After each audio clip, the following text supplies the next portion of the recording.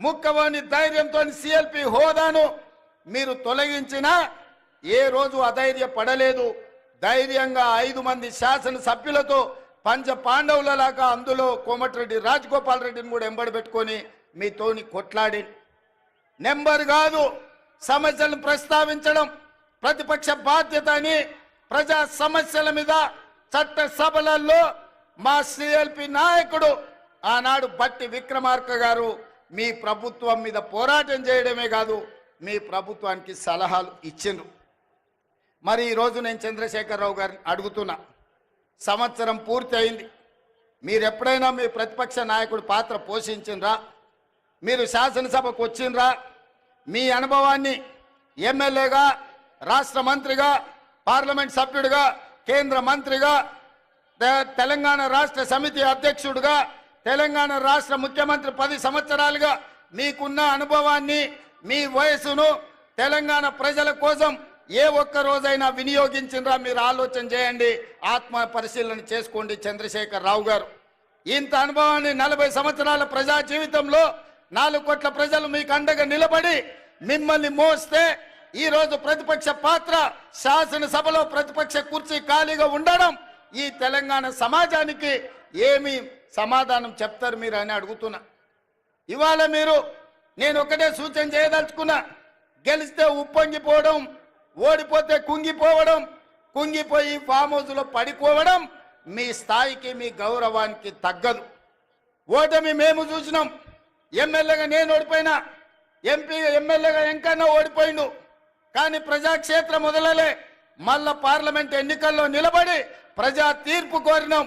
మల్కాజ్గిరి నుంచి నేను, అదే విధంగా నల్గొండ నుంచి ఎంకన్నా ఎంపీలుగా గెలిచి పార్లమెంటులో తెలంగాణ గళాన్ని వినిపించినాం.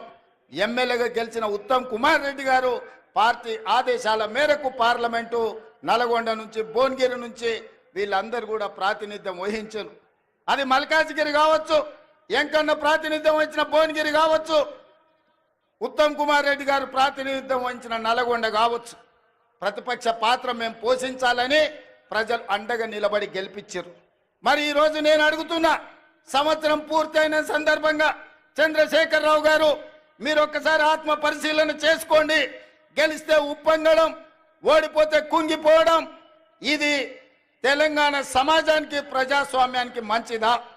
మీరెందుకు బయటికి రావడం లేదు? మీరెందుకు మాట్లాడడం లేదు?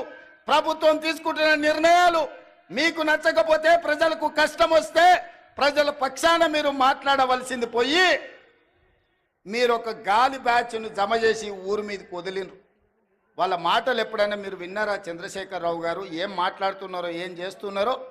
ఫ్యాక్టరీలు తెస్తామంటే వద్దంటారు, పరిశ్రమలు పెడతామంటే వద్దంటారు, రోడ్లు వేస్తామంటే వద్దంటారు, RRR కడతామంటే వద్దంటారు, బ్రాహ్మణ వెళ్ళి పూర్తి చేస్తామంటే వద్దంటారు, ఫార్మా సిటీ కాదు ఫ్యూచర్ సిటీ అంటే వద్దంటారు, మన ఫాక్సికాన్ పెట్టుబడులు తెస్తామంటే వద్దంటారు, మీకు ఇచ్చిన మెడికల్ కాలేజీలు పూర్తి చేస్తామంటే వద్దంటారు.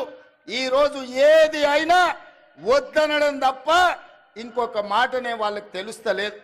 నేను అడుగుతున్నా, ఏది వద్దన్నప్పుడు, భూసేకరణ చేయొద్దన్నప్పుడు, పెట్టుబడులు రావద్దన్నప్పుడు, కాలేజీలు తెరవద్దన్నప్పుడు, ఉద్యోగాలు ఇవ్వద్దన్నప్పుడు, గ్రూప్ 4 పరీక్షలు పెట్టొద్దన్నప్పుడు, గ్రూప్ 1 పరీక్షలు పెట్టొద్దన్నప్పుడు, డిఎస్సి నోటిఫికేషన్ రద్దు చేయమంటే ఏ విధంగా తెలంగాణ రాష్ట్రం ముందుకు వెళ్తుందో తెలంగాణ సమాజం ఆలోచన చేయాలి. ఇయ్యాల పరీక్షలు పెట్టొద్దు, పిల్లలకు ఉద్యోగాలు ఇవ్వద్దు అంటే ఇది తెలంగాణకి క్షేమమా?